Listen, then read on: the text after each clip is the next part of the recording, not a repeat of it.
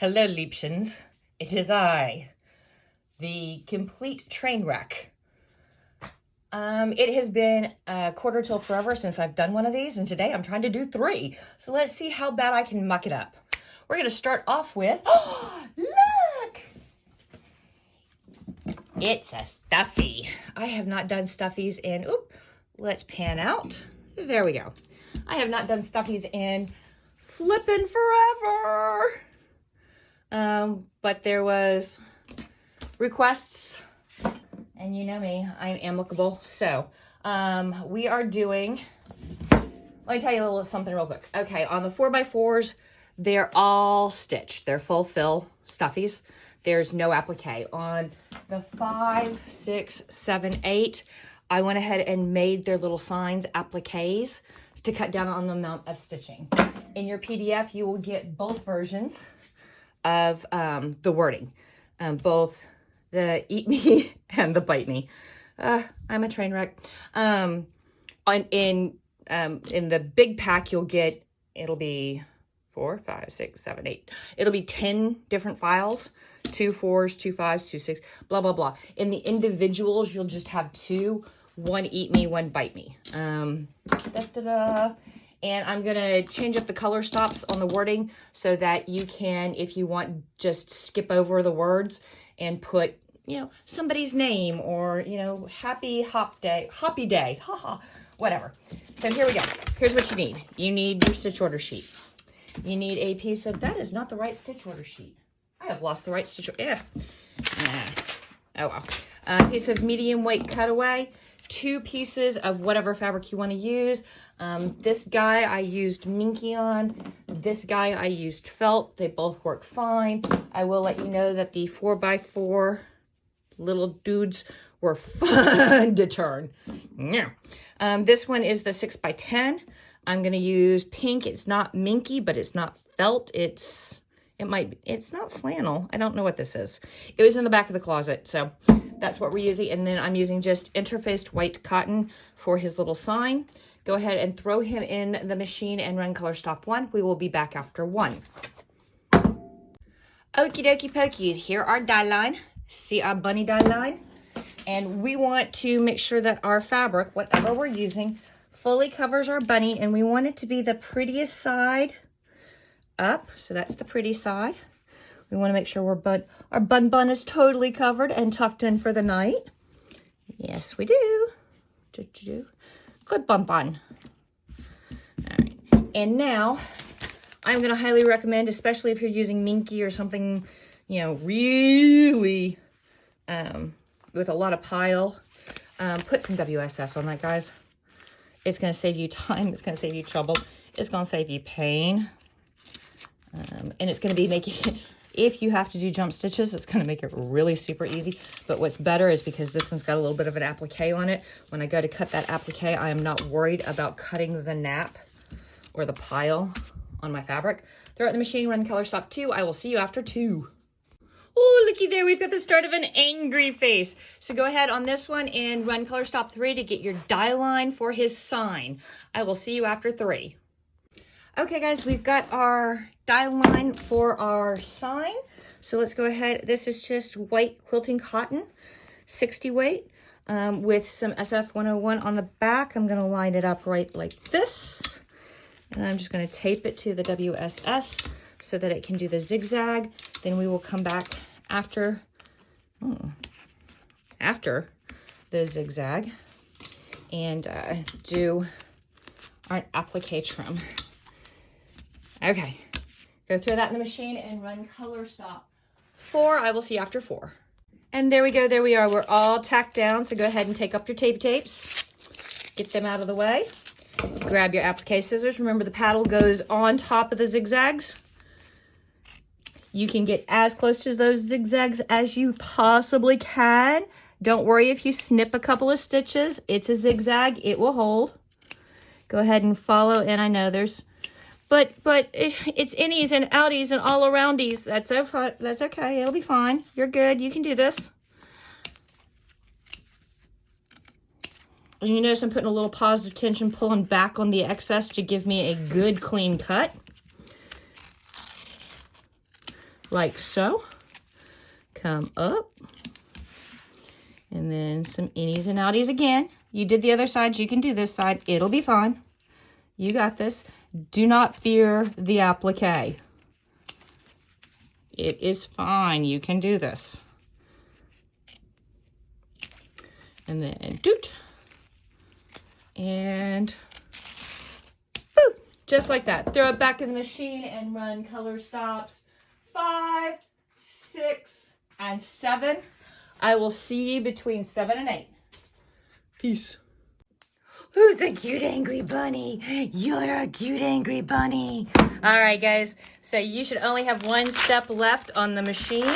We're going to pull up our WSS. And you'll notice that some has been left behind. So we're just going to come in here and force it with a better pair of tweezers.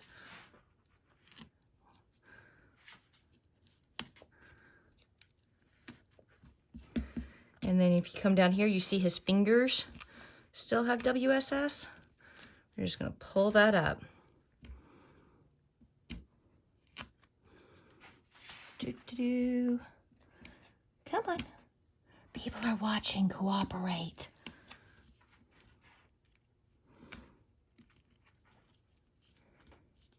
Yeah. You know, if nobody was watching, if this wasn't being filmed, I'd be done and everything would be good. But no.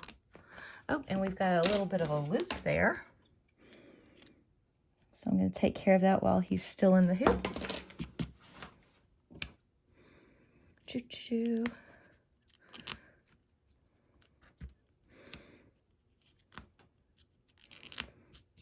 There we go. And last one. Yay. Now we're going to take our other piece of smooshy fabric, and we're going to find out which is the pretty side and which is, there's the pretty side, and we're going to put it pretty side down. Make sure that you cover the entire die line, the whole bun. There it is. Throw it in the machine, run your last color stop. I will see you after color stop 8. See you after 8, folks. And look, we have Bun Bun, and Bun Bun's all done. So go ahead and pop Bun Bun out of his hoop.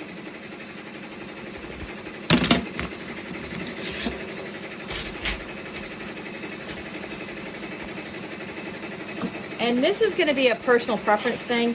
I definitely 100% trim the stabilizer away from the outside edges of all of my stuffies.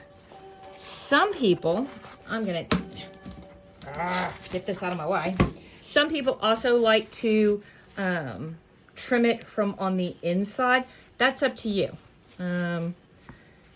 It will give you a gentler, softer stuffy. But since this is going probably to one of the nerdlings, they don't care. It all depends on what you're using it for.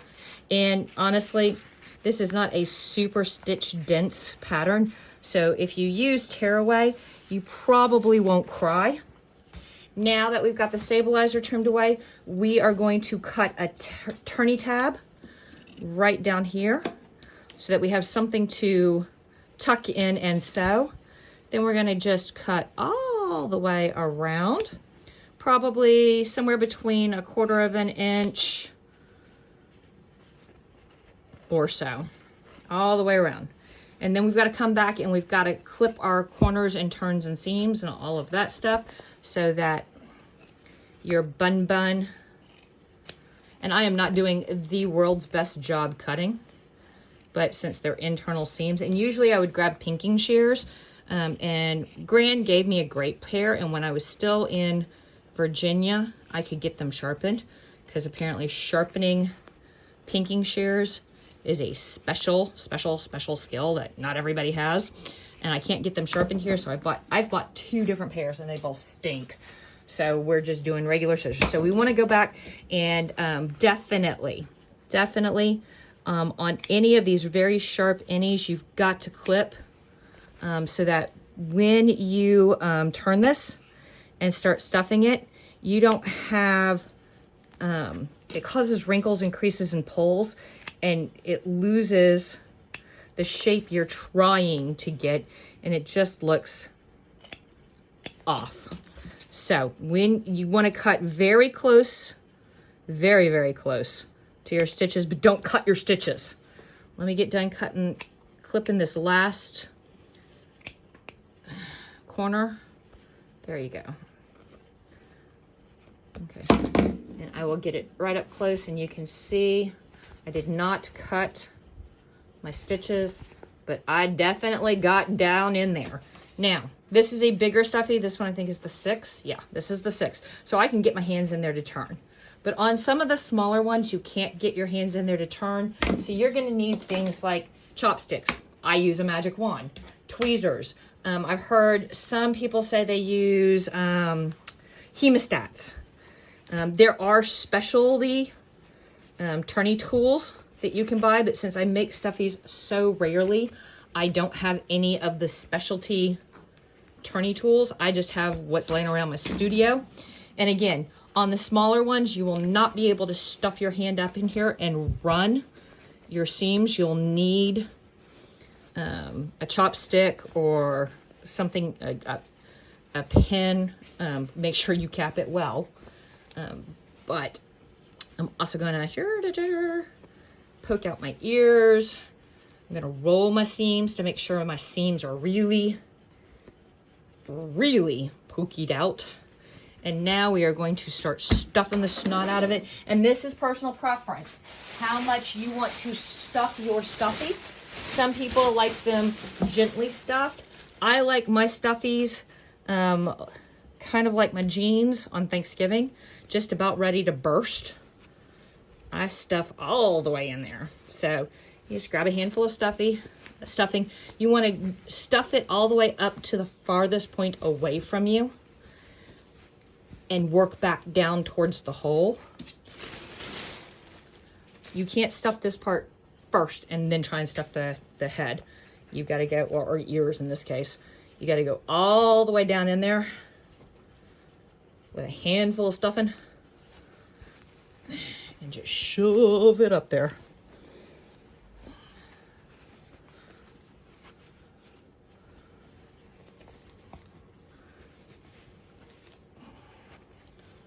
You want to make sure you got good separation on your ears.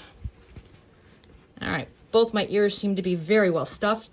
And now I'm going to stuff the head. Doo-doo-doo. Head full of cotton.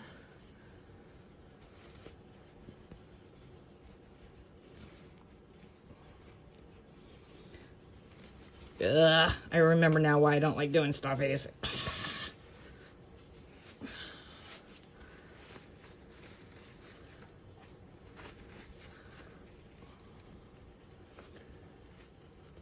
I think he needs another fistful of cotton in his head.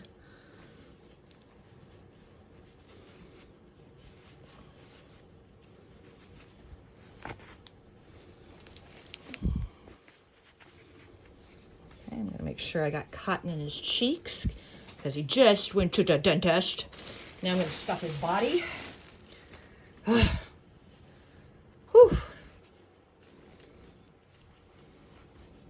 Yeah, come here. Stuff it all up in there. Make sure you get his hips because he's a chunky boy. He's thick.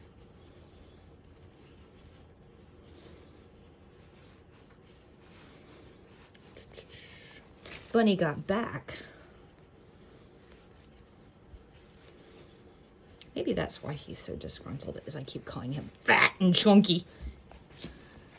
Is that enough? I think maybe just a tad more. Let's just give him, let's give him a donk. There we go. All right, now we've got to close his blanket. So I need to grab some thread and a needle and some pins, and I will probably wind up needing some tweezers. Okay, so the way I close these bad boys up, and again, personal preference, the way you go, however you want to do it. First, I get my needle threaded because unthreaded needles get lost real darn quick in here. Doo-doo-doo.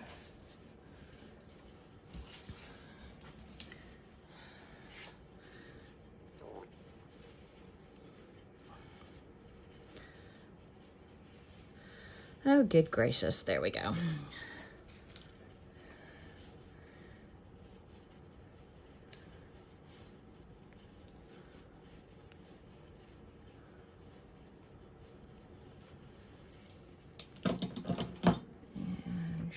And snippy snip. All right, we're going to set that aside, not too far aside. And then I'm going to come in here and I'm going to first roll. This is the front of the stuffy. See how my stabilizers are arced? I'm going to carefully tuck the front fabric flap around that stabilizer, giving me the arc that I want to close him up. Then I'm going to take and make sure that that stuff's all stuffed out of the way. Then I'm going to take the butt flap, and shove it down in there. Then I'm going to lay the front flap down over the butt flap. And then I am going to pin this sucker so that I can close him up.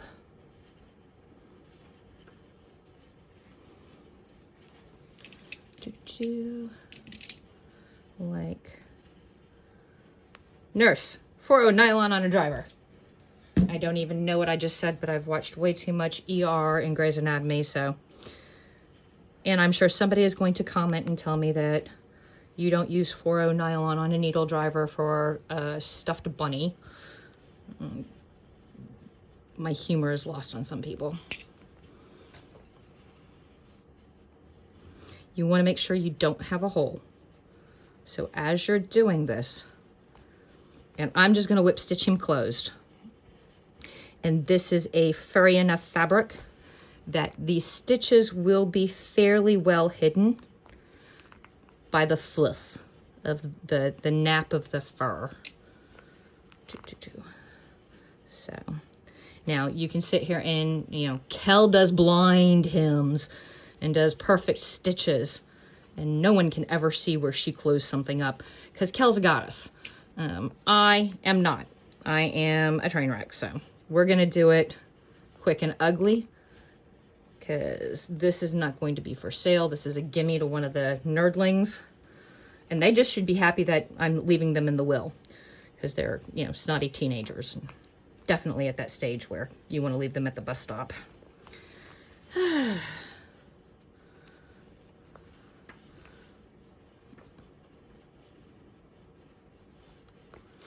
Almost done.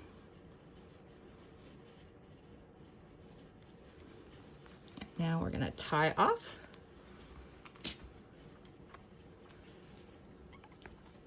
Yeah! Run away, bunny!